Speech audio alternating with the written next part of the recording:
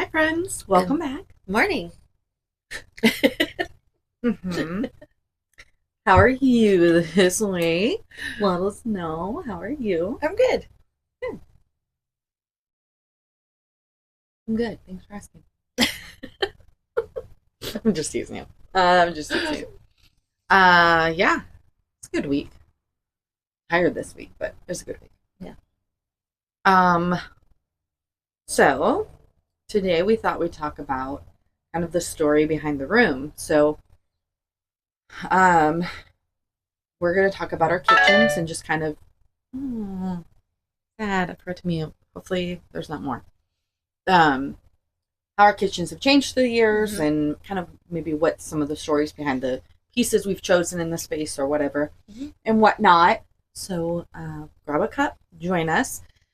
If you're new here, we are the Resta Girls. We are a mother daughter duo who has spent their lives creating beautiful spaces, um, trying to live somewhat intentional lives, and inspiring ourselves and others to pursue their creative dreams.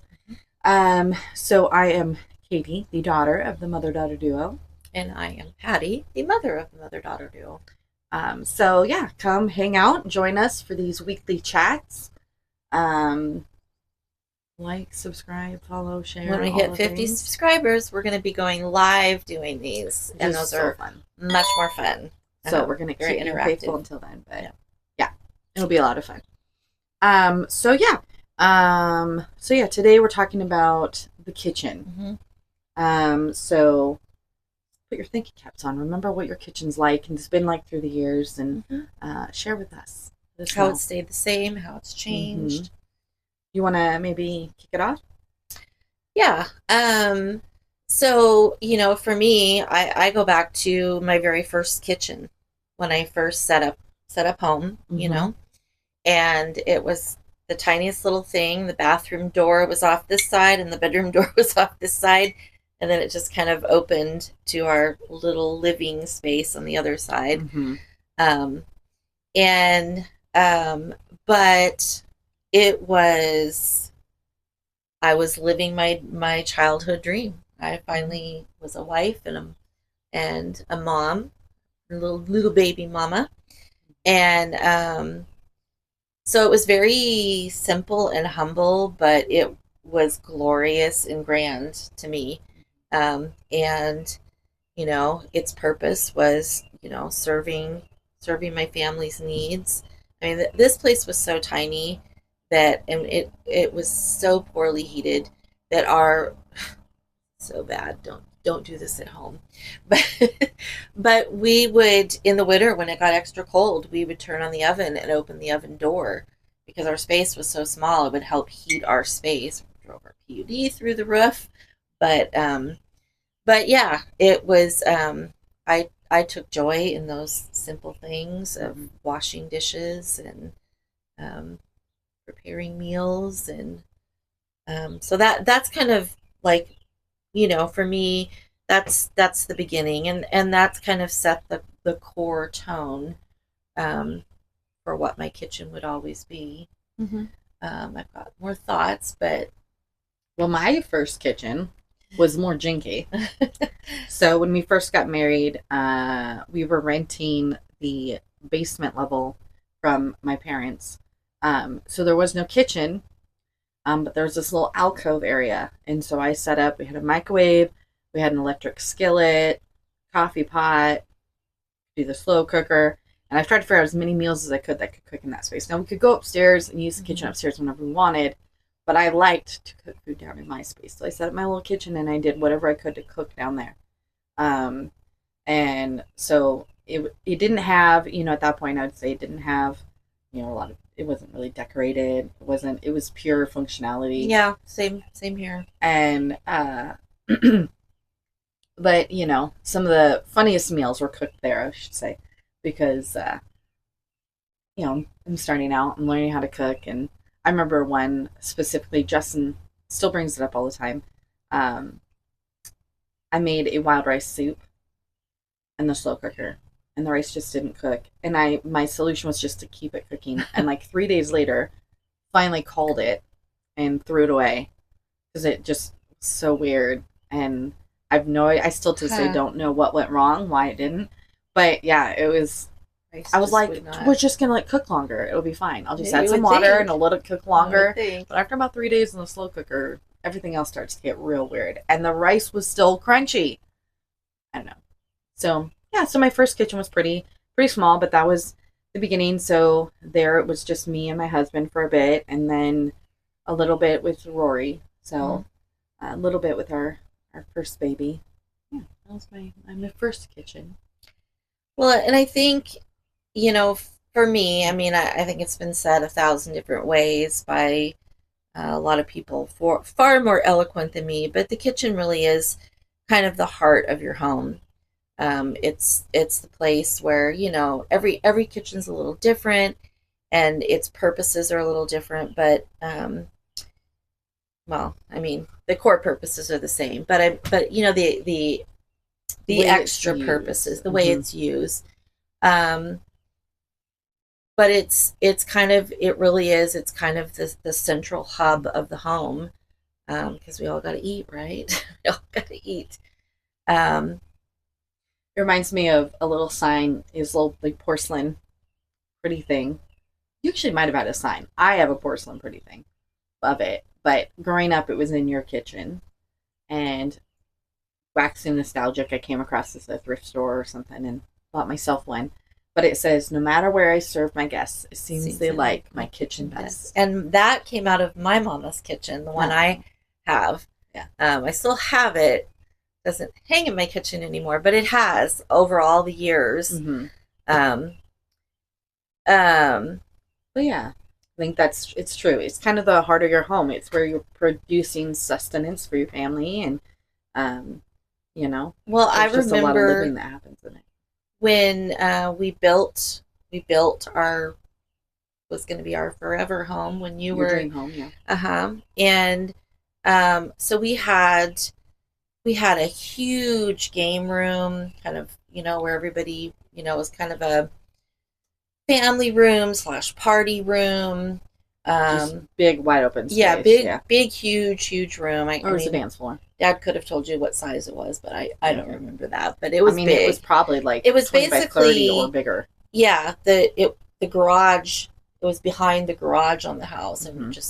it was just this really big But space. and we had a big living room, and we had a dining room. We had all this space, but And a relatively small kitchen. And yeah, the kitchen was not grand and huge. I mean, it was bigger than it was probably the biggest kitchen I'd had. Yeah. Especially by and today's it was functional. Like it was very functional. Gotten kitchens really big. Yeah. But we found it so interesting that's where everybody wanted to hang out. I could put some of the food in other, you know, dining room or wherever, and people wanted to hang out and talk in the kitchen. So everybody would gather around the counters, and you know, you're like, we have all this space, but yeah. But you know, it's over the years, you know, the houses changed, the kitchen changed, but that's you know, the one thing that stayed constant is it was the hub of the home. It was the place where, you know, talks happened. You know, I would be in the kitchen cooking or doing dishes, and someone would be sitting at the table and we'd be having conversation, or, you know, helping in the kitchen. Yeah. Kids grew up doing cooking projects and art projects, and in that home I mentioned, that was our homeschool table for a lot. You know, we did everything around that table. We played games, homeschool table.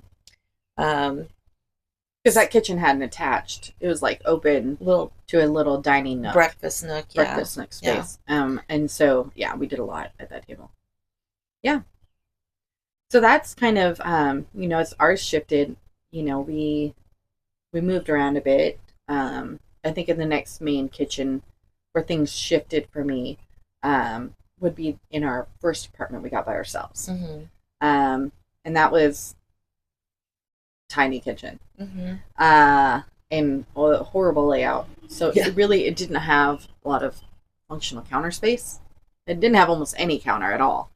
and it didn't have an island, and it was just a really, really, it was a small kitchen. Um, and but that was the first place that we lived like truly by ourselves. And that was kind of, I think, a big step in our life, was Mm-hmm. being independent. We loved living with my parents. um we had a relationship that was so, I talk about, like, because we're in business together, like, you and I had to figure out how to Yeah. work together. And so even though we were very different in how we approach things, Mm-hmm. we had learned how to communicate really well when we didn't agree. Right. And then our husbands are remarkably laid back, and I think for the most part, the communication happened between you and me when there Mm-hmm. was something like, oh, that's bothering me, or that's not working. Mm-hmm. And we would have a talk and sort it out. And so we lived together really, really well. Mm-hmm. And we enjoyed Because those years. we also shared a second house before you moved there, where it wasn't that defined. You guys were We in were the a lot basement. more We were sharing a kitchen, literally, and sharing everything. Yeah. It was just, just had the bedrooms. Yeah. Yeah. And so, Yeah, we did those, well, two of those houses were and like that. most people would say a kitchen is a woman's domain, and you put two women in there together. It don't work. But we made it work. Yeah, we made it work, and we enjoyed those years. Mm-hmm. But it kind of fits in that whole janky category. It's not really your own, Right. and so, when we got our first place by ourselves, I think for me the kitchen shifted in that I took ownership for the first time. So I got to put out my kitchen decor.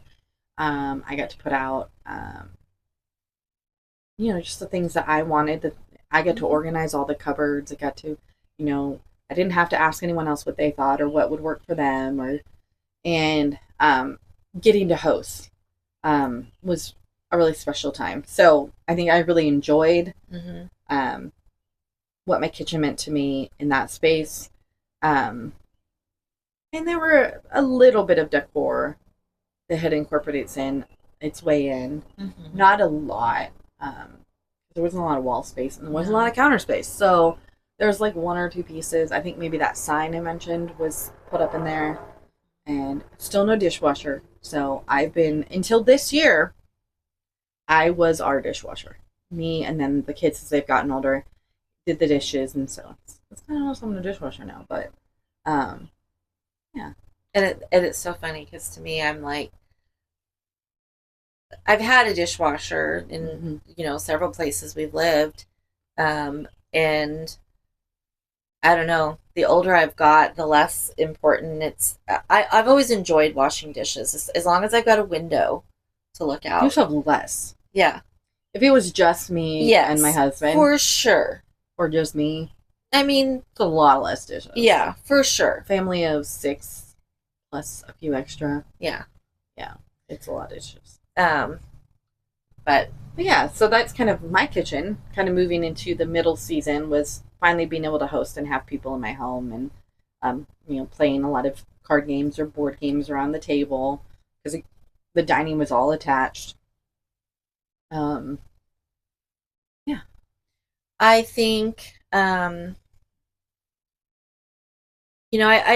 think over the years, and, I guess we're inviting you to do the same, kind of travel down memory lane.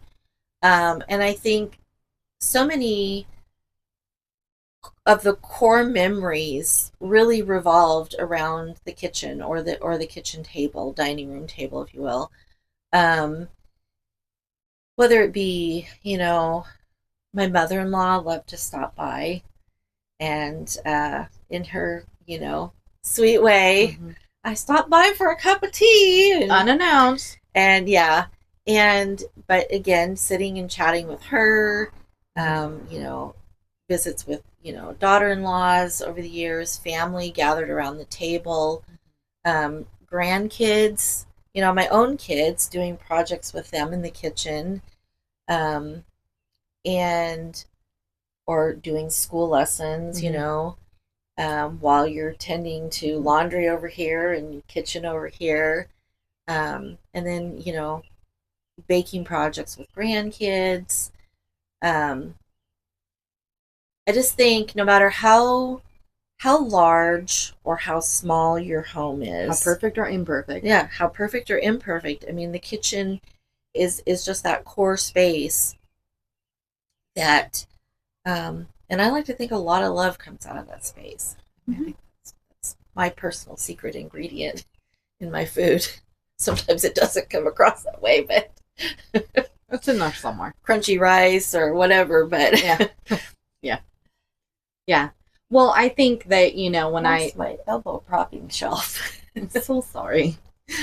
I think, yeah, I agree. When you think back to your kitchen, and it's that's why we talk about our homes and being intentional, and even in our decorations, Mm-hmm. it's all storytelling, and the story it should be telling is yours. And so, I think through the kitchens, it's like they were never, even now, it's not my dream kitchen. It's not beautiful and sparkly and perfect, but it's the kitchen that I'm living in. And so, how can I make it functional for my family? How can I make it beautiful in my own way? And, now that we're in our own home and I have a kitchen that's a little bit bigger, um, still, I mean, it's a 100-year-old house. So, it's almost 100 years old. So, it's actually, she might be 100 now. I should look it up. Anyway, uh, it's still janky and it's not beautiful and sparkly and perfect like I'd love for it to be. But I think about, what story is it telling, and what memories are being made, because my kids aren't going to remember, like, oh, our kitchen was perfect and pretty. Like, they're going to remember Right. what we did in there, and, the memories we made. And so, in my current kitchen, I actually have, that's where I've gotten to branch out. And so I can decorate a little bit. So I have things on my walls from, picking trips that we've gotten. And I have um, some photos, and it gets to tell a little bit of my life story, our journey, as well as being, a space that we get to make new memories in and create new things. And um, I have plans and dreams. I think, you kind of always do. It's like, but even in the dream of remodeling, the goal is like, okay, why? Like, why do I want these Right. things? So I want an island that flows into a dining room table. Because we're going to knock down a wall. And so it'll be all connected, because it's a very small house and we need to make it feel a little bit bigger and make the space work a little better. But with that, it's like, I want, like at the island, they can work on some school, or we can make cookies. And, it's right there is where we sit down and we share meals, we break bread together. And when it all flows together, it's like the kids can be doing something at the table while I'm cooking Right. dinner. And so even in the remodeling ideas, I'm thinking about, like, how does this serve my family? And it's not necessarily going to be, because we're not super wealthy, it's not going to be high end finishes. I won't be having my beautiful marble countertops, or, travertine floor tiles, or whatever. Like, it might not be all the high end finishes that I would love, that are just stunning, but it will be functional. Um, it'll be simple beauty, because, you don't need to spend an arm and a leg to make your space beautiful. Um, and it'll be a space we can make more memories in. So, there's the few things like the decor that, I got earlier on in our marriage that still hangs in my kitchen. And there's things that'll change through the years. But it's definitely become a place where we gather. We have friends, and this is the first place we've really gotten to host people. So we hosted some in Washington, but oh man, Washington people, they don't hang out like they do here. So we've gotten to host a lot more here, and so there's a lot of memories here of hosting. Yeah. In Washington, it was mostly family that we got to host, and like one friend who came over consistently. So yeah, it's getting to have families into our home and do game nights, and yeah.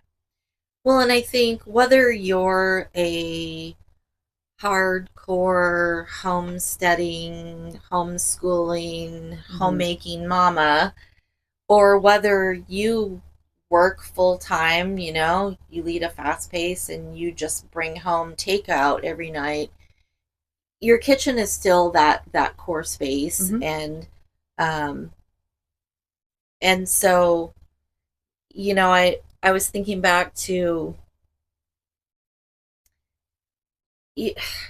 you dig even deeper, right? Past like your home through the years, Mm-hmm. and you think about your childhood home Mm-hmm. growing up, and you just think about historically, like Ma Ingalls. Sometimes her kitchen, she was in a one-room shanty, With and a dirt floor. yeah, with a dirt floor cooking, but she still provided, cooked a meal for her family. Mm-hmm. So it's really, I think at the end of the day, it's what we make of it, Mm-hmm. and what's right for your family.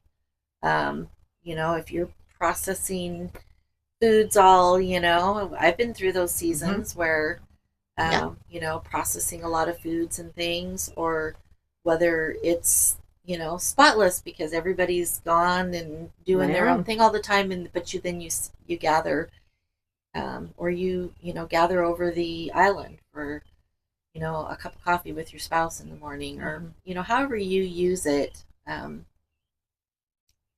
I really do think that the kitchen is Special place. a very Mm-hmm. special space. And I think whenever you say the word, um, you know, kitchen, like a picture comes into your mind, Mm-hmm. whether it be, your kitchen growing up, or, um, I mean, I could describe my childhood kitchen in detail, the colors, and, Mm-hmm. and Me the too. memories of my mom in there doing things.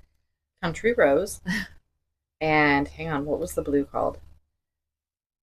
It was a country blue. Oh, So it was or was it it was mauve? mauve and a Country country blue. blue, or yeah. And then my mom's was like, uh, avocado Oh, green, and, that, it's kind of a mustardy, the 70s yellow, and some okay. oranges Yeah, yeah. splashed in there. Um, that one just stands out, and I picture my mama in there doing things. One of my chores was emptying the dishwasher, and Mm-hmm. so I think, and I think it's such a, I don't know, utilitarian space Yeah. in a lot of ways, that maybe, you know I think for years a lot of women, they never gave thought to decorating it. They might hang pictures in their Mm-hmm. parlor or their living room, But the but the kitchen was kitchen just was a like, that was functional just a only. functional workspace. It's where you prepared meals. You might be doing a lot. You might have your washing machine in there. Mm-hmm. I lived in one place where I did. I had when we bought our house, we had a water heater in my kitchen. Yeah. Well, I think yeah, and when I think about your kitchen, if you feel like it's a drab and it's not what you want it to be, um, there are simple fixes. Mm-hmm. So a coat of paint just wonders. You can paint your own cupboard doors. Find a friend who has a paint sprayer, rent a paint sprayer, or if you have the money to just invest in one, clean them really well first. Give them a light sand. So you strip all the oils off, but then give them a spray. Like painting your cabinets, painting your walls. Um, will just freshen up the space and make it feel so much more inviting. If it feels like drab, or it's dark or dirty and dingy, and but I also think about like what things inspire you and put that in your kitchen. So I have, like I said, I mentioned, Mm-hmm. I found on one of our picking trips at this, it's like a paper placemat for a diner or something, Mm-hmm. but it talks about Pennsylvania fresh eggs, and it's this whole thing. And then I have that framed on the wall in there. And then there's another one we found. I don't know if that was on a picking trip or if it was at an antique store, but Pennsylvania Dutch candy. And I want to turn it into a chalkboard. Oh, Yeah. yeah, that So was a picking trip. that was a picking trip. Okay. And then I have some pictures of like my family and things like that, things that inspire me. What am Or I maybe doing this for? recipes, handwritten recipes from Framed your on the grandma wall. or your Mm-hmm. mom. And there's tons of ideas out there for just simple, ways to use handwritten recipes and projects and things like that. But I encourage you, like, think about like what are ways you can make the space feel more inviting Mm-hmm. and tell a little bit of your family's story. Um, And don't wait. If you mm-mm. don't wait for your dream kitchen Yeah. to materialize before you start, living. I think it's easy to do, to think, oh, when I get a bigger space. I mean, we can apply that to so many areas of our life, right? But, Mm-hmm. um, you know, live fully in the space that you have, Mm-hmm. and that's going to help you figure out What like you what you want. really want. Mm-hmm. Like you had said, Yeah. but Yeah. Don't wait for perfection. That was something I had to get over with hosting because a lot of people here have these really beautiful homes. At least the people I hang out with. My home is not. It's very old. It's got problems. And I had to kind of get over that hump of like, you know what? It doesn't have to be perfect to have people in and to, cook them food and, just be together playing board games and just celebrating life. And so yeah, don't wait to live in your space and enjoy it, even if it's not perfect. It's yours, and like it's the memories. And if you have kids, like this is their childhood, and so it might not be perfect, but that's not what they're going to remember. They're going to remember the meals you cooked, the treats you baked, all the things. absolutely. Yeah. So we'd love to hear about your kitchens through the years. Um, and if you enjoyed this little chat again, go ahead and like, subscribe, follow, share, all the things. I will never not do that weird because it feels so salesy.